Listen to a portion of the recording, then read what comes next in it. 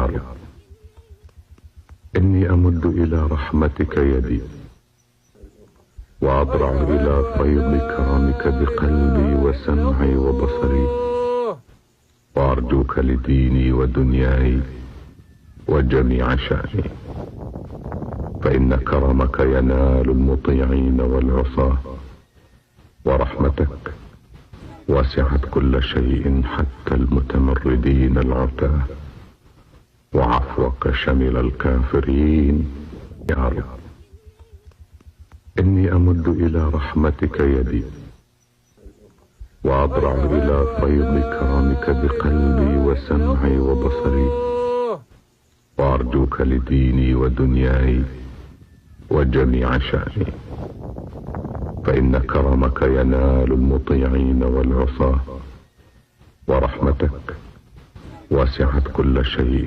حتى المتمردين العتاة، وعفوك شمل الكافرين جورات تاريخوች السلام عليكم ورحمة الله وبركاته። የኮረም ያርጎባ መንደር ኮረም ያርጎባ በሐረር ክልል በስተደቡብ ምዕራብ በ16 ኪሎ ሜትር ርቀት ላይ የምትገኝ ጥንታዊ የአርጎባ መንደር ነው። በአካባቢው የሚኖሩት የአርጎባ ብሔረሰብ ተወላጆች ሲሆኑ የአርጎባ ብሔረሰቦች ወደ ተለያዩ የሀገሪቱ ክፍሎች በመሄድ የእስልምና እምነት አስተምሮ እንዲስፋፋ ከፍተኛ አስተዋጽኦ አድርጓል።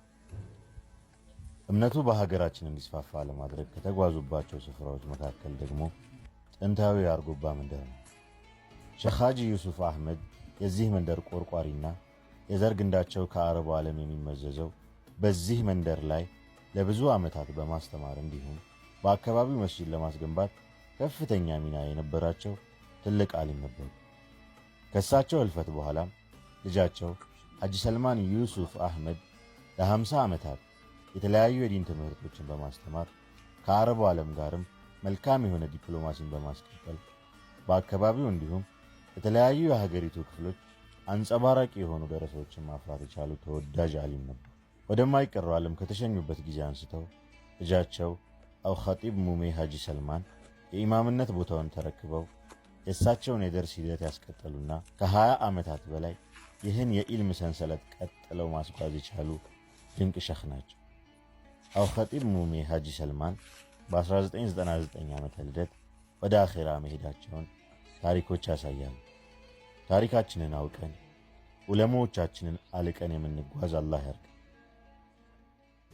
وأضرع إلى فيض كرمك بقلبي وسمعي وبصري، وأرجوك لديني ودنياي وجميع شأني، فإن كرمك ينال المطيعين والعصاة، ورحمتك وسعت كل شيء حتى المتمردين العتاة، وعفوك شمل الكافرين